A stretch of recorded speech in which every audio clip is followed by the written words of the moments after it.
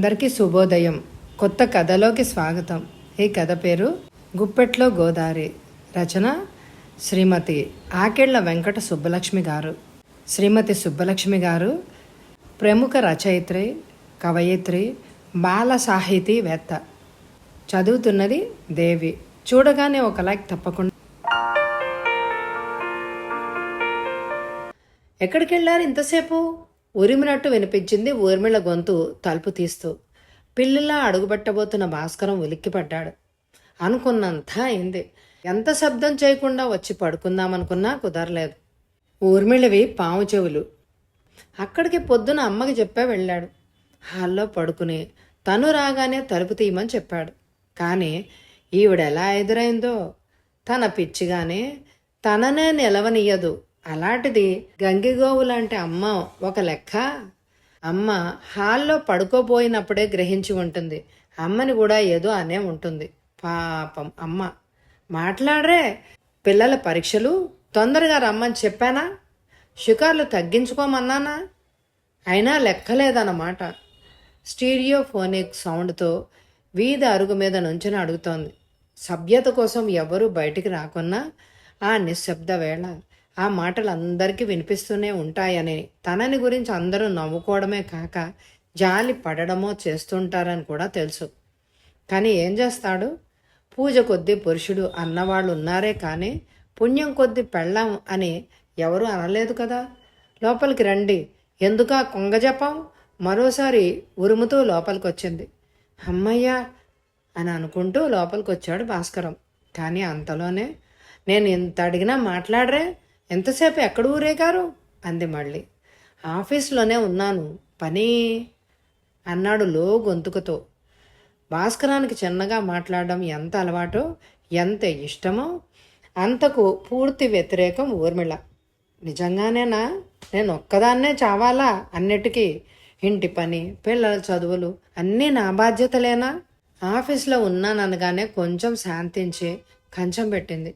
అయినా కొంచెం విసురుగానే, నే తింటాలే, అన్నీ అక్కడే ఉన్నాయిగా అన్నాడు సాధ్యమైనంత మెల్లిగా. తల్లికి వినిపిస్తే అదో బాధ. ఆవిడ ఓర్చుకోలేక చిన్న మాట, మగాడి ఇంటికి రాగానే ఎందుకమ్మా అంటుంది. అంతే, అయిపోయిందే. ఇలా బాధ్యత లేకుండా పెంచినందుకు ఆవిడ నానా మాటలు అంటుంది. కన్న ప్రేమ వల్ల, భాస్కరం నెమ్మత్తనం వల్ల, మెతకతనం తెలియడం వల్ల తల్లి ఎప్పుడైనా అలా అంటుంది. ఆవిడకి భర్తని ఎదిరించడం అనేది మింగుడు పడని విషయం. అత్యంత ఆశ్చర్యకరం. ఇదైతే బాధాకరం కూడా. నువ్వు వెళ్ళి పడుకో అన్నాడు గొడవ అంతటితో సద్దు మణుగుతున్నందుకు ఆనందిస్తూ. కర్మ, దీని పేరు ఊర్మిళే గాని దీనికి నిద్రే రాదు. ఇంట్లో అందరూ పడుకున్నాకే దానికి నిద్ర వస్తుంది. ఇదేమిటి, రాత్రి అన్న అబద్ధాలు చెప్పారు, ఇంకా నిద్ర మంచం నుంచి లేవలేదు భాస్కరం. ఉరుముల్లాంటి మాటలతో బలవంతంగా కళ్ళు తెరిచాడు. ఇంటర్పోల్ ఏజెంట్లా చేతిలో పేపర్తో గుడ్లు ఉరిమి చూస్తోంది. ఏమిటి అన్నాడు తడబడుతూ. పేపర్ పక్క మీద విసిరేసింది. కల్చరల్ జోన్లో తన పేరు కింద అండర్లైన్ చేసి ఉంది. వద్దన్నా వినకుండా తనను రాత్రి బలవంతంగా స్టేజ్ మీదకు లాగి ప్రార్థనా గీతం పాడించారు. తన పేరు పేపర్లో పడింది. కొంప మునిగింది అనుకున్నాడు. తన జీవితం మీద తనకే విరక్తి పుట్టింది. అబద్ధాలు అబద్ధాలు, నోరు విప్పితే చాలు అబద్ధాలు. పిల్లల పరీక్షలు బాబు, రోజులు ఎలా ఉన్నాయి? కాంపిటీషన్ వరల్డ్ కదా, మనము కొంచెం శ్రద్ధ పెడితే బాగుంటుంది అన్న. చెవినేసుకుంటారా? మన సభలు, మన నాటకాలు, మన కీర్తి మనకు కావాలి. పెళ్ళాం పిల్లలు ఎలా పోతాయే? అలాంటప్పుడు పెళ్ళెందుకు చేసుకోవాలి? వడగళ్లలాగా రాలుతున్నాయి మాటలు. లేస్తూనే మూడ్ ఆఫ్ అయిపోయింది. చీచి, ఏం బ్రతుకు! తనకిష్టమైన ఒక నాటకం చూడ్డానికి లేదు, ఓ సంగీత సభకి వెళ్ళడానికి లేదు, గొంతెత్తి పాడుకోవడానికి లేదు, సాహితీ సభలకు వెళ్ళడానికి అసలే లేదు. ఆఫీస్కి వెళ్ళి జీతం డబ్బులు తెచ్చి ఇంట్లో పోయాలి, పెళ్ళాన్ని షికారుకు తిప్పాలి, పిల్లల్ని చదివించాలి. ఇదేనా జీవితం? ఇంత సంపాదించినా ఏం లాభం? తన కోరిక ఒక్కటి తీరదు. ఒక డెక్ కొనుక్కోలేదు, మంచి పుస్తకాలు కొనుక్కోలేదు, నాటకాలు చూడలేదు, కేబుల్ పెట్టించలేదు. చదువులు పాడవుతాయి అంటుంది, లేదంటే అనవసరపు ఖర్చు అంటుంది. ఇంతకీ తన తప్పేమిటో అర్థం కాలేదు. తానేమైనా తాగి తందనాలు ఆడుతున్నాడా? రేసులకు వెళ్తున్నాడా? పేకాట ఆడుతున్నాడా? కనీసం సిగరెట్ అయినా తాగడు. తనకి చిన్నప్పటి నుంచి సాహిత్యాభిలాష, నాటకాభిలాష ఎక్కువ. అందులో పద్య కవితలంటే మరీ ఇష్టం. పద్య నాటకాలు, పౌరాణిక నాటకాల సంగతి సరే సరి చెవి కోసుకుంటాడు. ఎన్నో రోజులకు మంచి నటులతో పద్య నాటకం వేశారు. కోరిక చంపుకోలేక భయపడుతూనే వెళ్ళాడు. అక్కడికి నటించే కోరికను ఎప్పుడో చంపేసుకున్నాడు. కనీసం చూడడానికైనా అదృష్టం లేదా? తన జీవితం మీద తనకే విసిగివేసింది. అసలు చిన్నప్పుడు తననందరూ ఎంత మెచ్చుకునేవారు. ఆల్రౌండర్ విరా నువ్వు అనేవాళ్ళు. వాళ్ళు అందరూ ఏదో ఒక దాంట్లో ఉంటారు. తను అనేక రంగాల్లో ఉండడమే కాకుండా పేరు, ప్రావీణ్యం కూడా పొందాడు. పెళ్ళైంది, అన్నిటికీ ఫుల్ స్టాప్ పడింది. నిజంగా ఇంకెవరైనా అయితే ఇలాంటి ప్రముఖుడు భర్తగా దొరికినందుకు ఎంతగా ఆనందించేవారో. తన భార్య ఎప్పుడూ ఆగింది జడివాన.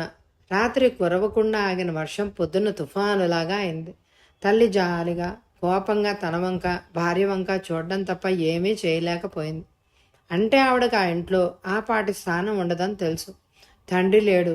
తనకి చిన్నప్పుడు అనేక రంగాల్లో బహుమతులు వచ్చేవి. తనకి సంగీతంలో ప్రైజ్ వస్తే నా బాబు ఘంటసాలంతటి వాడు అవుతాడు అనేది. నాటకాల్లో ప్రైజ్ వస్తే ఎస్వి రంగారావు అంతటి వాడు అవుతాడని, ఏ కథలో కవితలో రాసి బహుమతులు వస్తే ఏ రాచకోట అంతటి వాడవుతాడో అని మురిసిపోయేది తల్లి. చివరికి ఒక సామాన్య వ్యక్తి కంటే తక్కువయ్యాడు. అతనికి కనీసం చూసే స్వాతంత్రమైనా ఉంటుంది. తనకు అదీ లేదు. ఫోన్ మోగింది వింటూ అలాగే ఉన్నాడు. ఎవరూ ఎత్తలేదు. ఎత్తే స్వాతంత్రం లేదు. ఎక్కడి నుంచి వచ్చినా ఫోను తానే అందుకుని సెన్సార్ చేస్తుంది. సగం సార్లు తన ఎదుటే తను లేడని చెప్తుంది. అందుకే తనకి ఆత్మీయులు కూడా దూరం అవుతున్నారు. తనకే ఇష్టం లేక గర్వంతో అలా చేస్తున్నాడేమో అనుకునేవాళ్ళు కూడా ఎక్కువయ్యారు. ఆహ్వానం పంపినా తను ఎక్కడికి వెళ్ళకపోవడం వల్ల అదైనా అందరి వద్ద భార్యని బయట పెట్టలేడు కదా. అందుకే తనకి కుదరడం లేదు, బిజీగా ఉంటున్నానని చెప్పడంతో తనకి పొగరు ఎక్కువైందని చాలామంది భావన.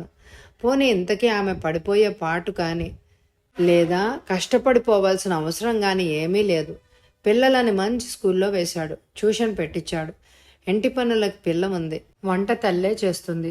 చేతి నిండా పెద్దల సంపాదన, తన సంపాదన. ఎంత ఆనందించవచ్చు. అన్నీ ఉన్నా అల్లుడి నోట్లో శని అంటారు. ఇదేనేమో. చాలామంది ఆడవాళ్ళు ఇంటా బయట ఎంత కష్టాలు పడతారు. అది కూడా లేదు ఆమెకి. ఉద్యోగం కూడా చేయదు. ఇదిగో మీకే నిన్న అద్భుతంగా పాడారట కదా, వాళ్ళ ప్రోగ్రాం కూడా పాడాలట. ఇంకో ఆహ్వానం వచ్చింది, వెళ్ళండి విసురుగా అంటూ కార్డ్లెస్ ఫోన్ మీద పడేసి వెళ్ళింది. ఏం మనిషో, అవతల వాళ్ళకి వినిపిస్తాయని కూడా లేదు. మళ్ళీ చదువుకుంది, ఏం లాభం?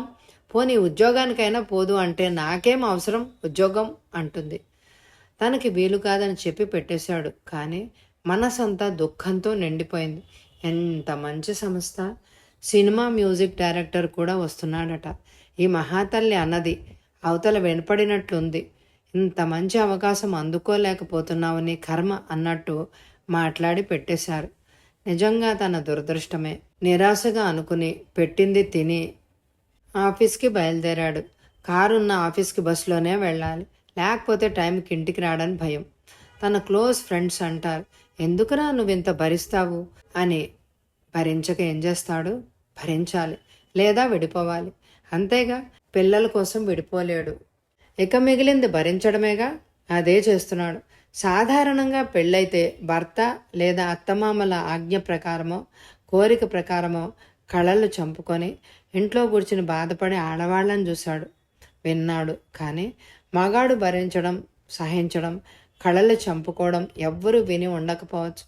కళలు చంపుకున్న ఆడవాళ్ళని పాపం ఆడది అనుకునే వాళ్ళకి తనలాంటి మగవాళ్ళు కూడా ఉంటారని తెలుసో తెలియదో.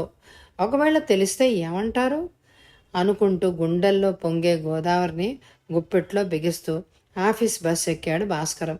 ఎందుకంటే గుప్పెట్లో ఉన్నంతసేపే గుట్టు, గుప్పెట విప్పితే అంతా రట్టే కదా. పాపం భాస్కరం, పాపం భాస్కరం. అలాగే ఈ కథ గురించి మీ అమూల్యమైన అభిప్రాయాల్ని నాకు కామెంట్ ద్వారా తెలియచేయండి. ఎక్కువ లైకులు ఇవ్వండి. Thank you very much my dear friends.